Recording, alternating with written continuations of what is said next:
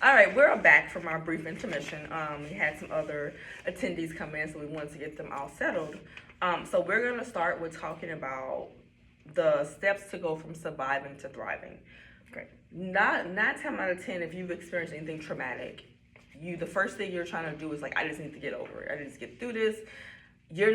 Sometimes we're not thinking about the 10 steps ahead or even thinking about what life looks like post trauma. We're just like, I just need to survive, right? And so for me, what I've learned on this journey is surviving is great, but thriving is better, because when you're thriving, you're flourishing, you're growing. It's like when you plant something in the dirt, right? Imagine cancer is like the toxic dirt. But when you have the Lord that's like fertilizing it, that's like feeding it, watering it, you can survive in that. But in order to thrive, you gotta have to uproot some of the things that are attached to that toxicity, right? And so I learned it's more, but I kind of condensed it to 4 different things that helped me through my process of healing and my continuous journey of healing. One is receiving and accepting the Father's love through the healing process. That's so important because human love is fine, right? But God's love is unconditional. Humans only have so much capacity to give you. We're human. We can't. One person can't give you their all. Even if you have a community, people have their own lives. But I had to learn, like, even through what I was experiencing, the Father's love was still there. My situation didn't negate His love for me, which was hard to see, because it was like, one time you have cancer, like, okay, I'm good. 2 times you're like, okay, now what's happening? 3 times you're like, okay, Lord, I just know, like, hold on. And so for me, I had to really be like, okay, Lord, I know you're real, but this situation is making me a little angry and upset. So I need you to help me to see you even in the midst of me fighting for my life, wondering if I'm going to live, all these different things that are like bombarding me, and I can't see through them because it's like weighing heavy on me. So that's the first thing that helps. And I think that's the most important thing, is understanding like the Father loves you even if you're going through a rough time. It's like those of us who are parents, our kids get on our nerves. I don't know. They're laughing because it's true. Like, you can love your child, but they will get on your nerves, and you'll be like, I'm not gonna give you away, but I really don't like you today. And that doesn't stop you from loving them. Or your spouse. You have a spouse. They get on your nerves. You be like, now, why don't you put them dishes in the sink you saw I just clean up? You're not trying to get them away, but in that moment, you be like, you just got on my nerves. But you still love them. And I think that's what happens a lot of times. We kind of lose sight that the Father, we might think we're not loved because we're experiencing things. But we're living in a fallen world where, unfortunately, we will encounter some things that don't feel good. Can you imagine if you went through life and never experiencing anything bad? How would you be able to process anything? And I'm not saying you need to have bad experiences to live a life, but we live in a life that is fallen. I'm not going to go into detail because this is not the teaching for that, but just make a note for those of you who might have questions about that. Number 2 is reestablishing your power by not living in fear. 2 Timothy 1:7 says that we have been not given the spirit of fear, but of power, love, and a sound mind. I'm paraphrasing it, but that first thing, power, and it's probably not the first word that's listed in the scripture, so don't quote me on that, but that sticks out to me because fear would try to make you feel powerless. Fear would try to make you feel like you can't do anything, you can't go nowhere. It will try to dominate your very being. I can attest to that. The trauma of going through cancer opened up the door for so much fear and anxiety in my life. I was afraid to go anywhere by myself. If something ached, just a normal ache, because when you get older, your body aches. It's like a creaking car door, That's a little normal, but even that, I couldn't even enjoy growing older because the pain. I'm thinking, oh my God, it's cancer again. That constant fear wears on you, and so in order for me to reestablish my power, I had to understand first where the power source comes from, and it's the Lord. I can act like I'm strong all day long, but at the end of the day, that power source comes from the Lord, which goes back to knowing who I am in Him. Like, I'm His child.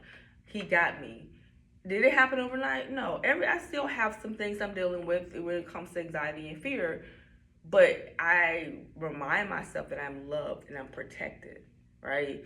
That cancer is just how many letters? CANCER, 6 letter word that has nothing on Christ, has nothing on the blood of Jesus. But all that can go out the window if I'm sitting here in the midst of a panic attack because I need to go somewhere I don't feel well and I'm afraid to do it by myself.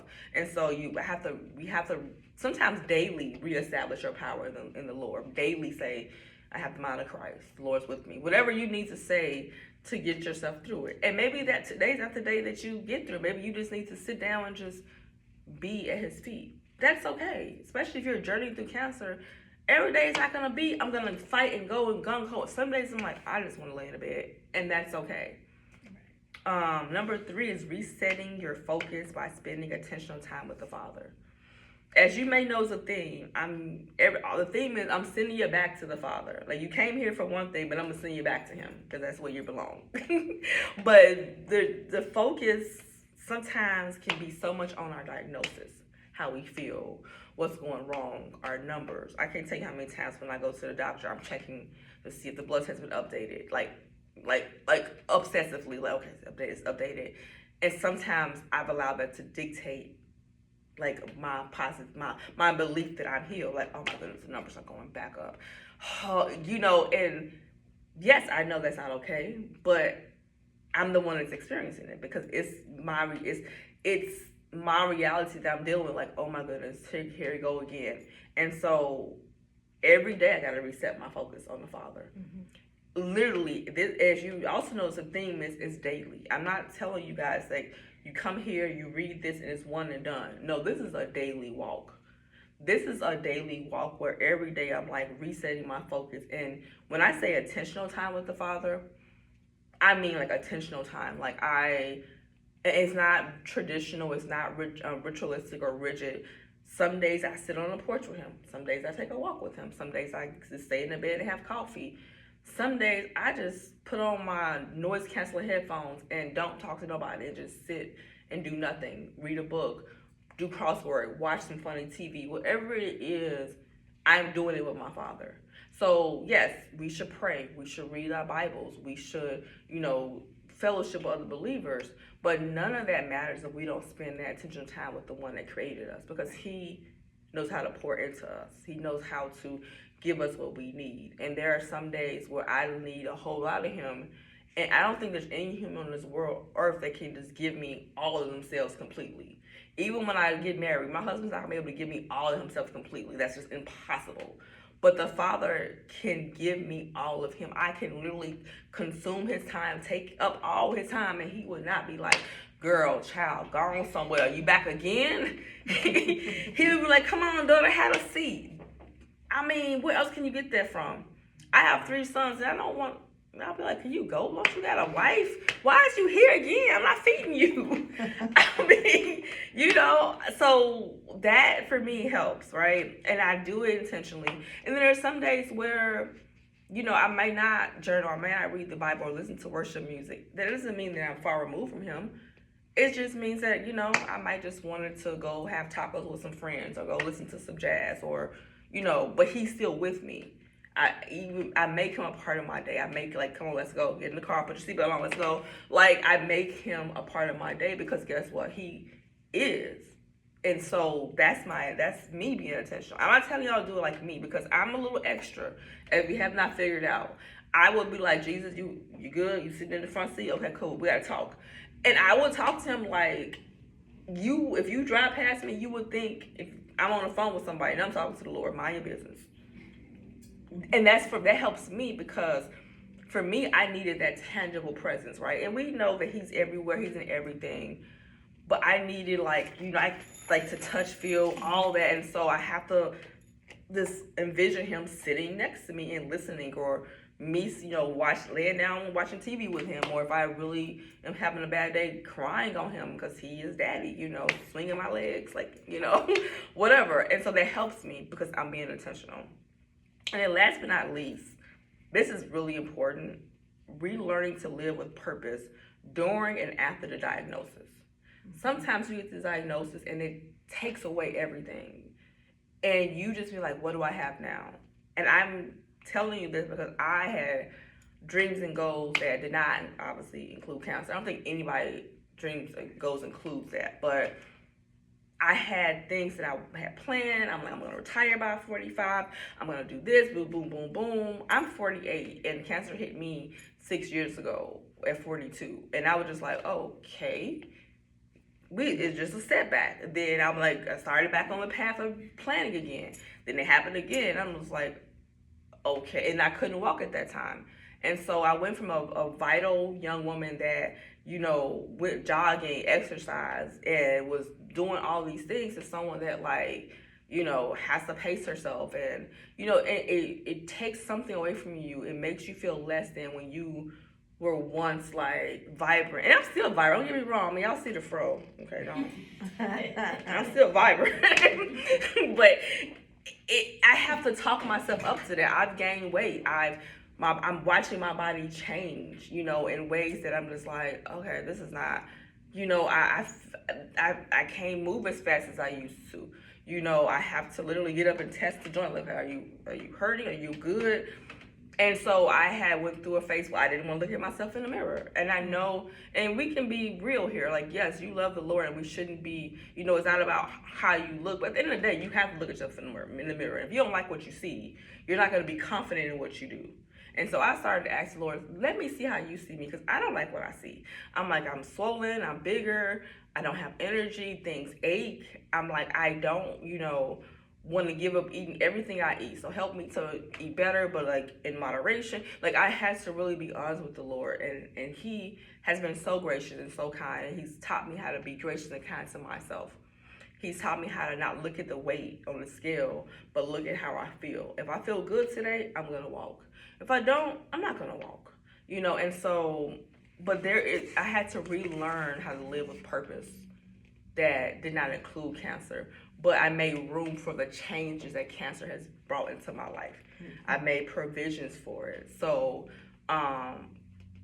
life looks different. I may not, I'm okay with never being able to go back into the medical field and lifting patients and doing that.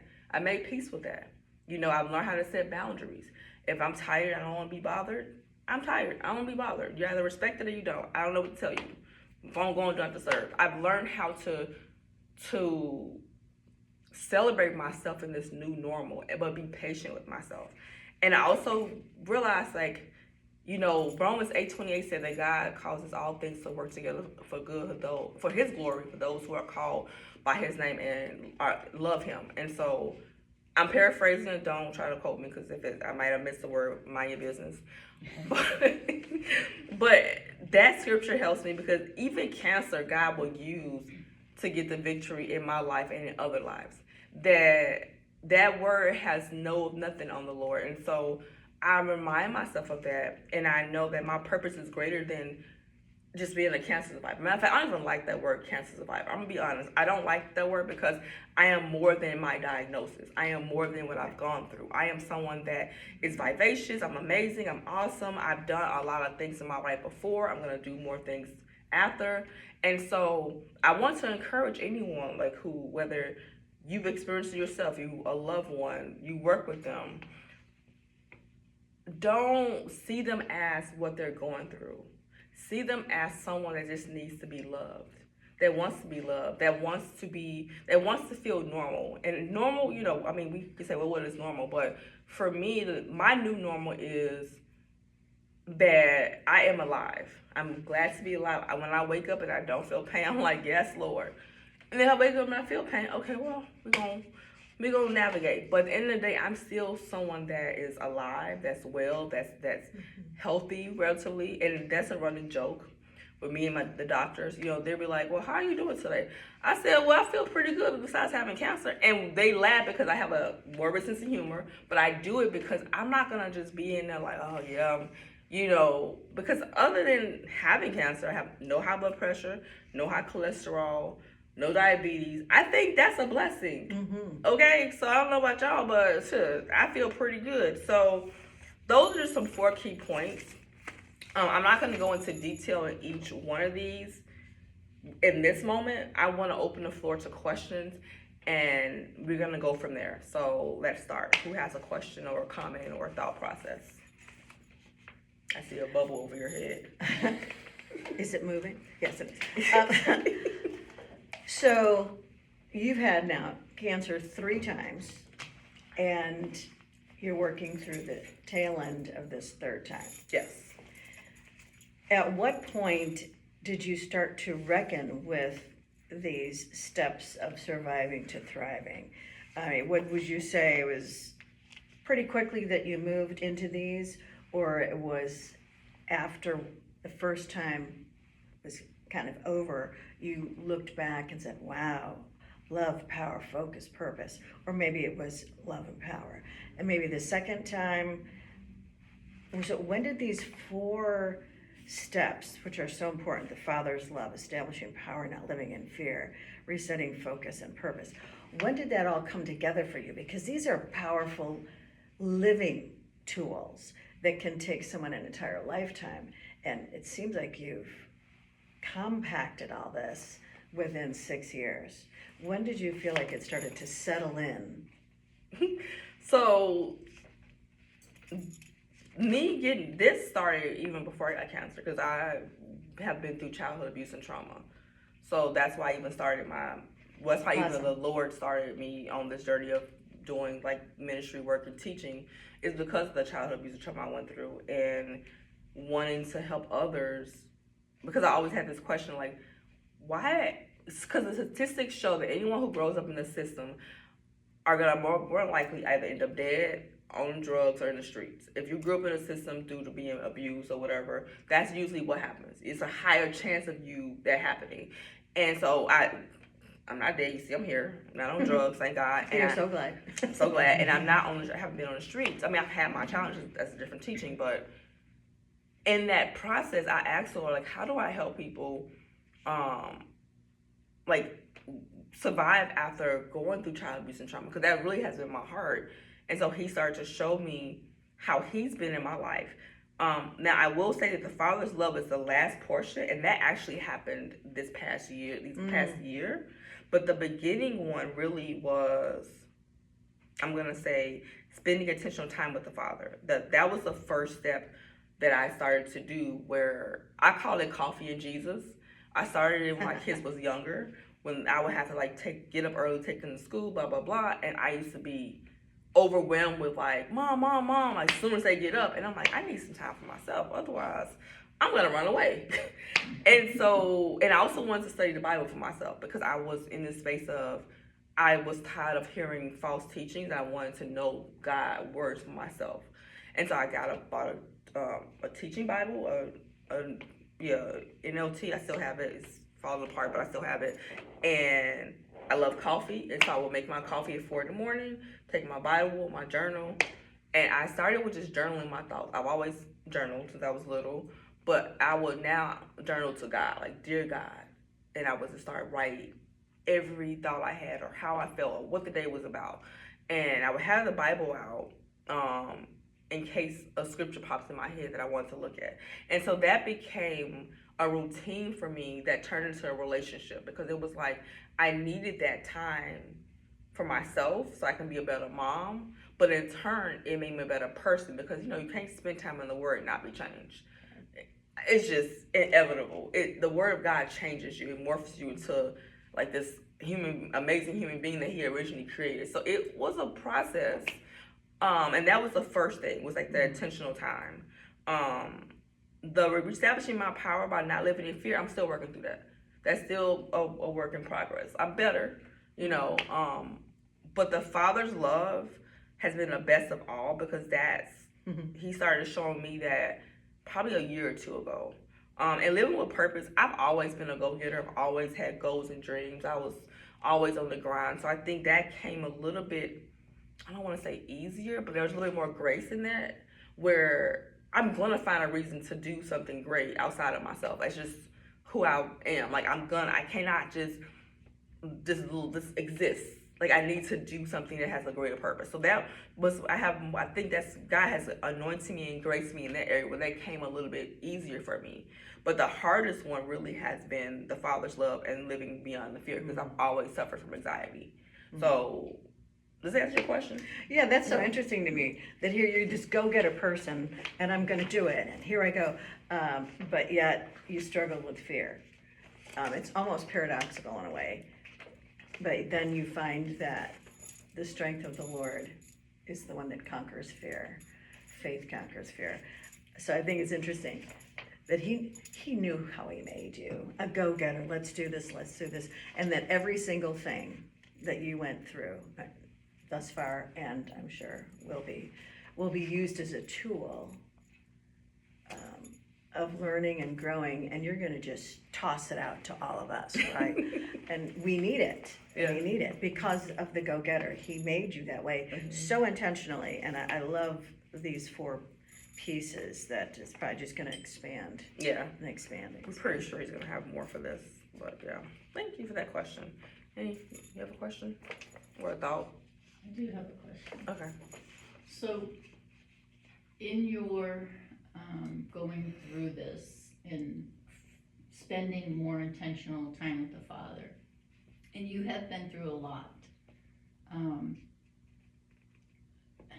do you believe that was what helped you overcome in a way? I'm only saying this because I think with my little brother, he didn't feel worthy. He didn't feel like, I've done anything that God should heal me and I should live. So I think, it sounds like from what you're saying, because you knew who you were in God, that really guided that pathway to your healing. I believe so, because when I got the first round of cancer, I found the lump in 2019. I already knew Christ. So I had to establish with him, because I wasn't always a believer.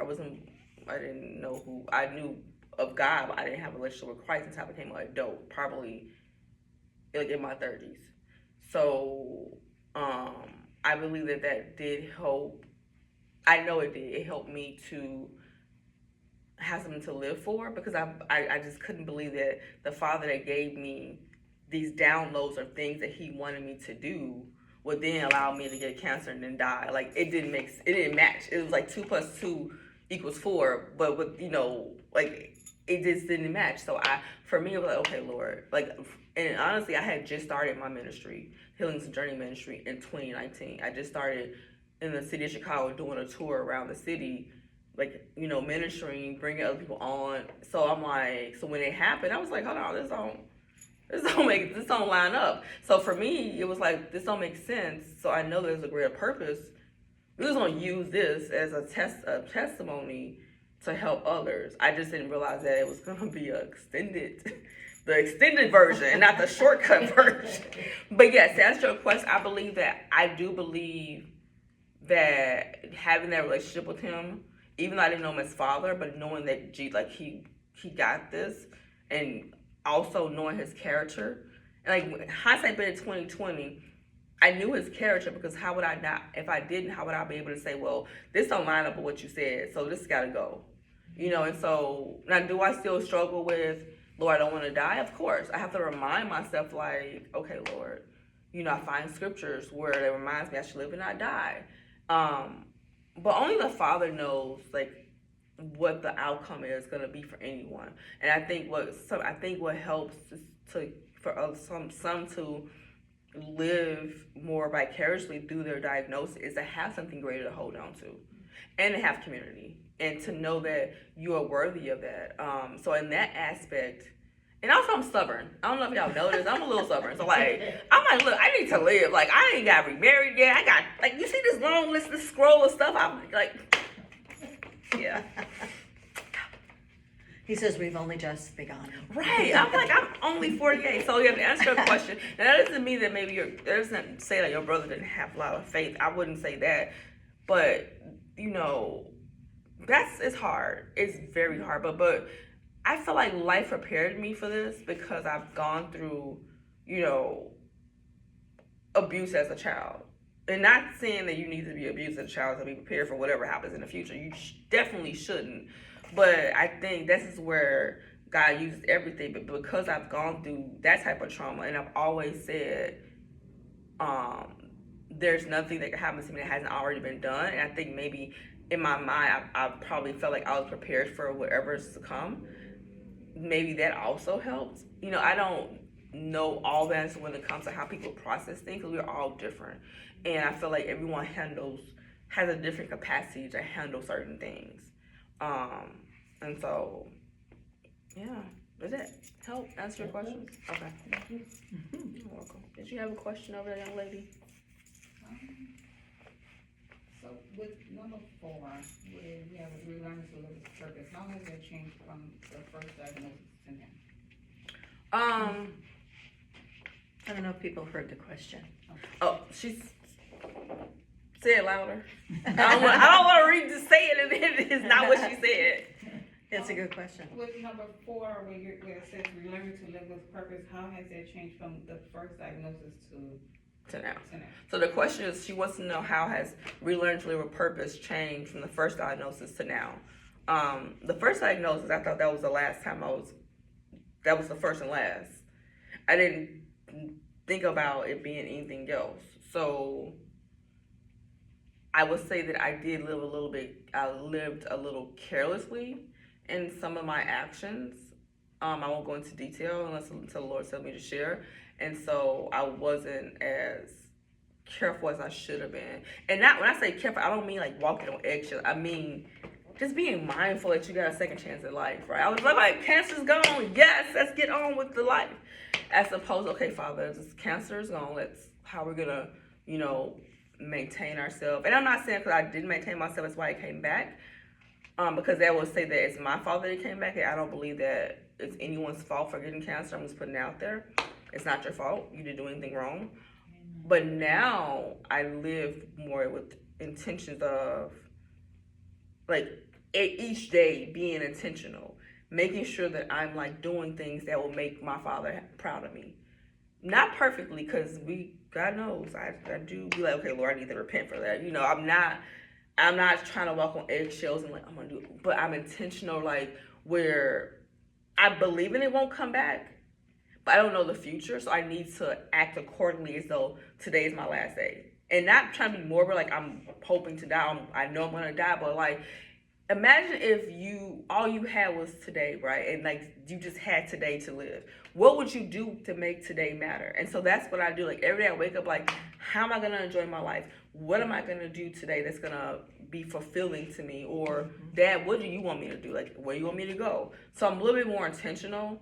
I don't think of putting off things. Like if someone crosses my mind to go hang out with them, within reason, unless they live on the other side of the city, I'm like, hey, let me go visit them.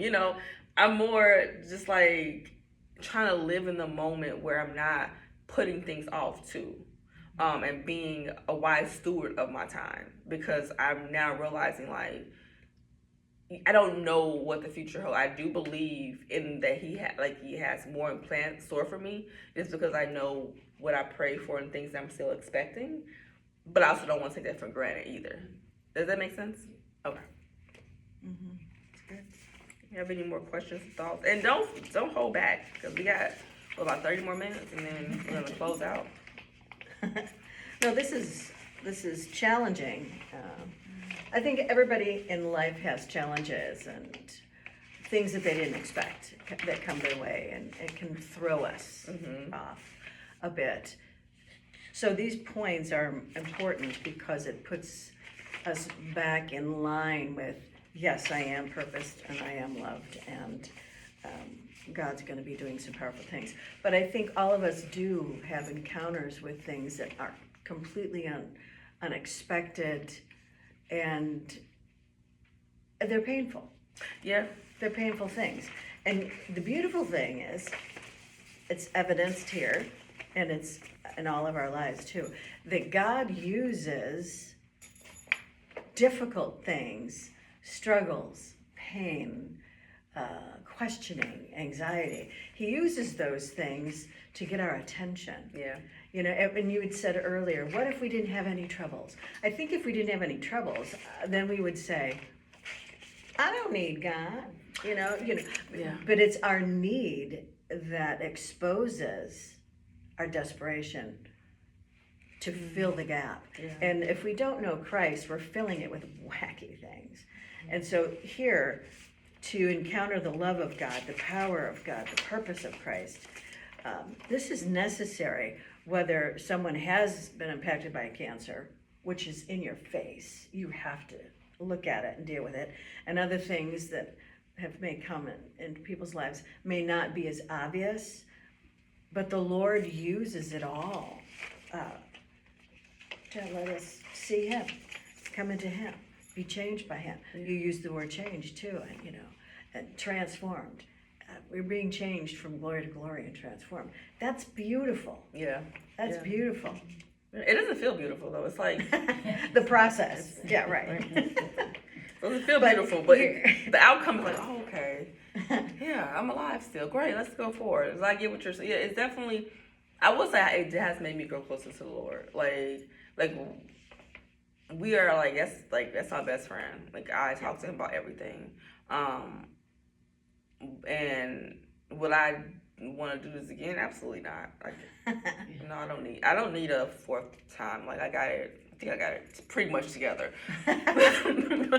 But and I will say this, I like living now looks a little different. And I think it's like to piggyback also on what I answered this your question. It looks a little different now because I also have set very specific boundaries of who and what I want in my life. Because I know that time is precious, I don't want to spend it with doing things that is not gonna just feel. I ain't gonna say feel good because not everything's gonna feel good. Like I go to the gym every now and then. It don't always feel good, but it's necessary. Like if but like things that fill your spirit, fill your bucket cup. People that that don't take away. Now don't get me wrong. There's gonna be time when you pour out to people. And that's different because that's taken away. It's not like you feel it pull. It's just a pour out. There's those that you may be around that feel like it's a pull. That I use that discernment where it's like, okay, are you just pulling on me because you're like pulling on the Father? I am not and I think that in my head I've learned to kind of censor my words, but being a mindful, like setting boundaries, no is a complete sentence. It's okay to be like, and I'm not saying using cancer as an excuse to just isolate yourself. I want to talk about that because I know that sometimes that happens. And I was bad on that, but meaning no, like if you're just really tired and you don't feel like doing something, it's okay to say no. And anyone who loves you, cares about you, is gonna honor and respect that no. But the isolation part, I think a lot of times when we go through hard things, we feel like we don't want to be a burden to other people. We feel like I don't want to ask for help. Like that was, it's not on here, but that was the biggest lesson I learned was like asking and accepting for help. Okay, this lady right here, like all of 2024, brought me a box of food every Friday to my house. Every Friday. And I was just like, okay. I don't think I asked her. I think she just started doing it, and I didn't say no because it was helpful, but but it was also. And I've learned her favorite foods. Yes. She bring me this and this and this. Yeah, like okay, then I started asking. Okay, well, can you do this? This is this, but It's good stuff. Yeah, but it was hard though. When I couldn't wipe myself because of my back surgery. And they had to give me this long tool, and my son had to help me in the bathroom. He had to help me shower. I remember crying, feeling like weeping because he, this is my youngest son because he still lives at home with me. He was probably, the first time it happened, he was like about 6 years ago. So he was about 15. And this was in the middle of the pandemic, and I needed help, and he helped me. But I felt so bad, so I started crying. And I'm gonna be real transparent. And if you think it's gross, I don't care. I couldn't make it to the bathroom. Like the first time I was in so much pain, and I ended up soiling my bedroom floor. It was hardwood floor, so it wasn't horrible. But I just remember crying, and like my son was like, "Mom, I'm here. Why didn't you like call me and help him?" Like I was embarrassed. Like I didn't, you know. And he just cleaned up, and I just cried and cried and cried. And it was such a hard process to be like, I need this help. And the guy has blessed me with people in just, you know, extended family, you know, that have my sons. But it was a journey to ask for help. You know, people brought me food. Like even when I lived in the city, they brought me food, and you know, what do you need? And I'm just like, oh, I'm good. Like, no, what do you need? I'm like, I don't know. Look in the cabinet. I don't know. Like, you know, I didn't know what to ask for. Like maybe a hug. I don't, you know. And so, but now I'm okay with saying like I just need whatever. And it's never anything tangible for me because the Lord has provided this tremendously. But if I do need something tangible, I know that I can ask for it, you know. But that sometimes that thinking that you're a burden causes you to be isolated. And then in that isolation is when the enemy starts to tell you like it's your fault. These thoughts, because I even had that thought like, what did I do wrong that just keeps happening to me? Like hell, you know, like what, like started to go down the line of list like, should I repent for this? Like I kept feeling like, why does this keep happening to me? And then I got reminded of babies and kids. They didn't do anything wrong. Like they got it, you know. And so, just knowing that I have a community and just accepting help. And I still every now and then, you know, like when I get groceries, I'll be stubborn and try to take all of it upstairs, and then, you know, my son's fussing me, but that's another story. But for the most part, I think this journey with God has been beautiful.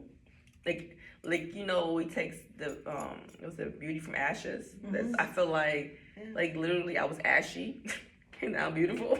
But like he literally took the ashes of what I've gone through and just made this beautiful story that I don't mind sharing. I don't mind being transparent because if it can help somebody else heal, be free, or even be a caregiver for somebody, where be patient with them. Don't be like, why can't you just like, you try having cancer and then try to be happy. Like it. I hope I don't make it look easy because it's not. I mean, I genuinely love life, and when you see me smiling, I'm genuinely like smiling.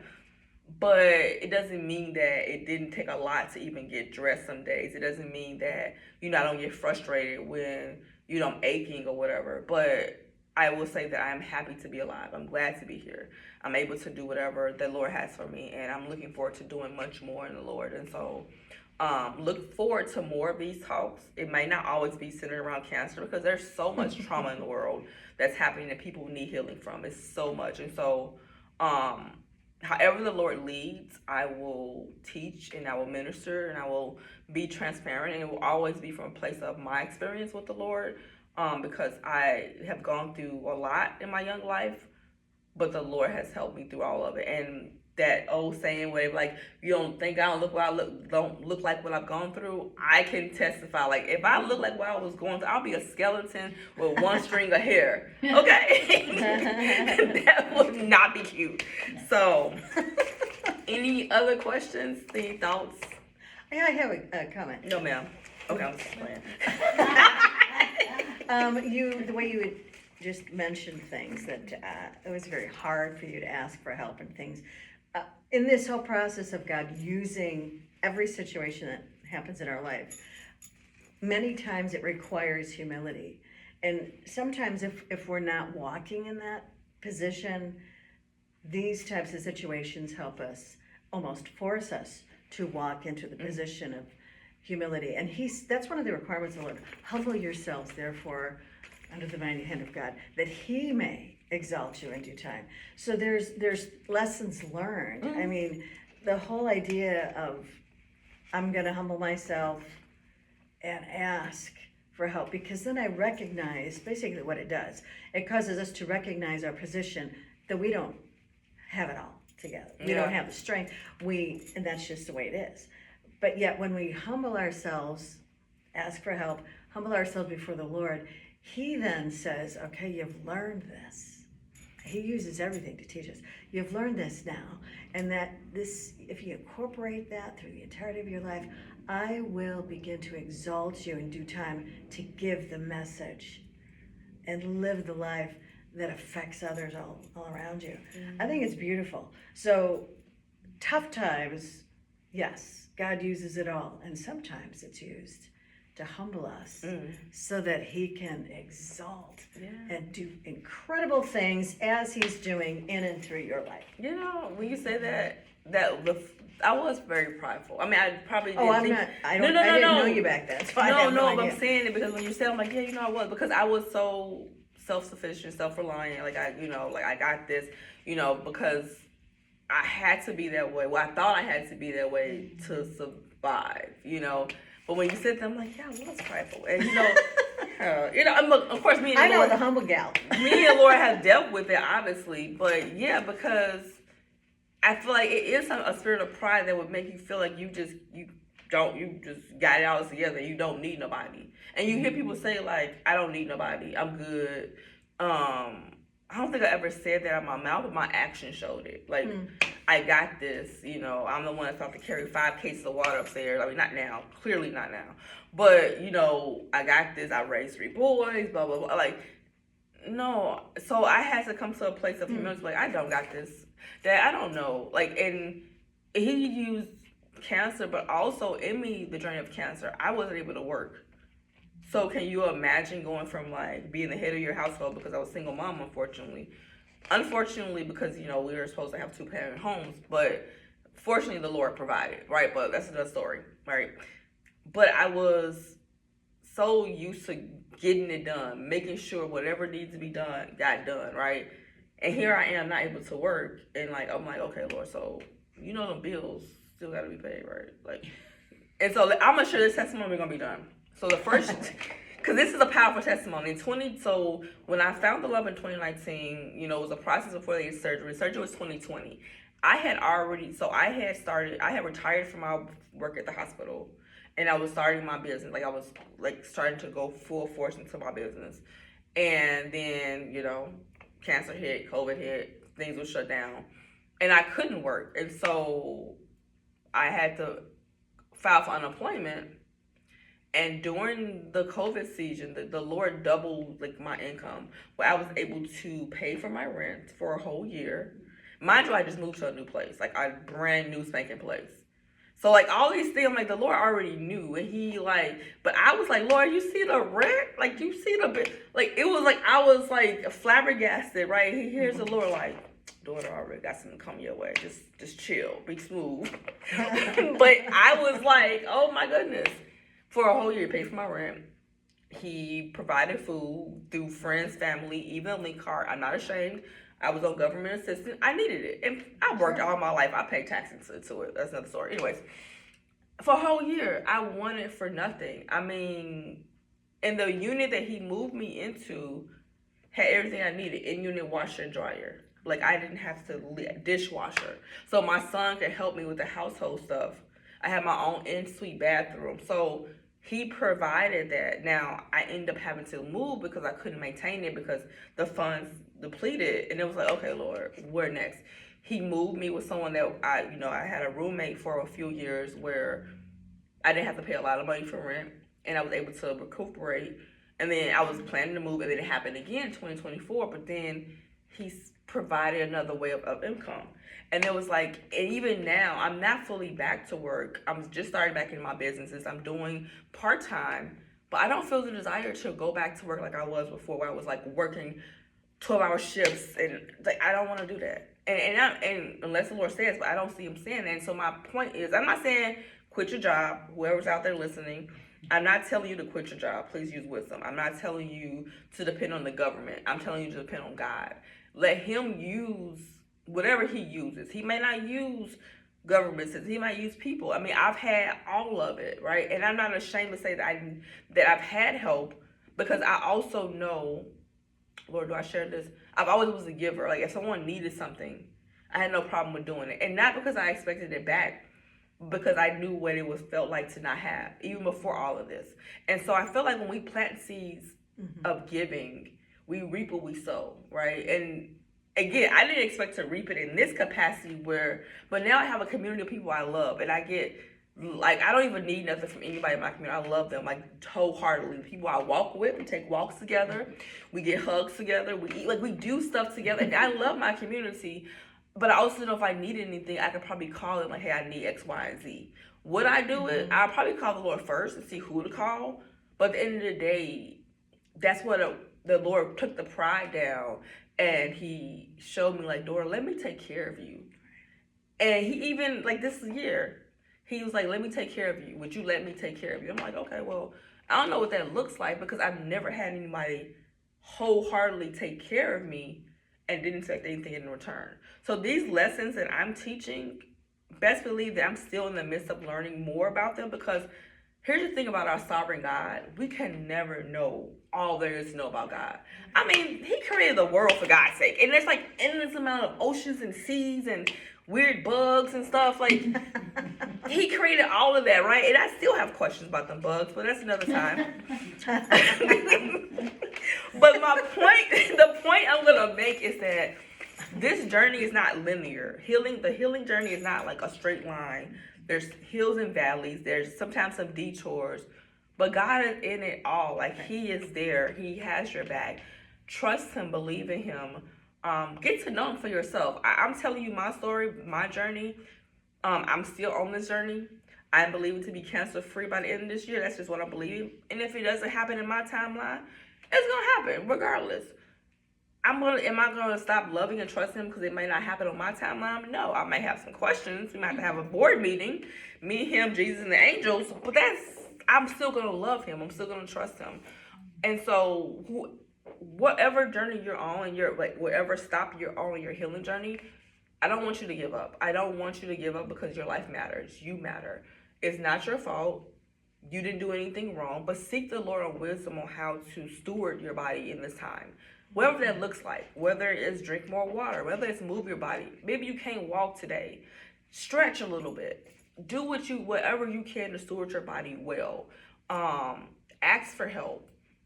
Get professional help. I mean, mental professional help. I'm an advocate for therapy because what trauma does to us, it sometimes rewires our brain and puts us in fight or flight mode. Ask for help. Seek a therapist. Write in your journals. Put God first. Drink your water. I think that's about it. But other than that, live life. And again, know that you matter and don't give up. If you need help, call someone. Call your friend, your neighbor. Don't do this alone. Do not give up. That's the most important thing. And my last thing I want to share, and the Holy Spirit just reminded me, tell God how you feel about this. Like, be honest. Like, be honest. Like, I am honest with God to the point where I told Him, like, I hate this. I don't like this. I'm angry at you. And before you be like, oh, God can handle that, because I'm not saying I hate Him. I'm saying I'm angry at Him. And then after I let that out, I'm going to process that. He's going to help me process it, because I don't know about you, but have you ever been angry at somebody you love and you still love them? You're not saying I'm going to kick you to the curb. I'm just angry. Now let's talk. Like, now let me be angry for a minute, and then we going to talk. And that reality of like knowing that I could come to the Father, the God who created the world, and say, I'm angry. I don't like this. And He still be like, okay, Dora, I'm going to give you a moment. And it's usually a moment. I give myself 24 hours to process emotions. That's just me.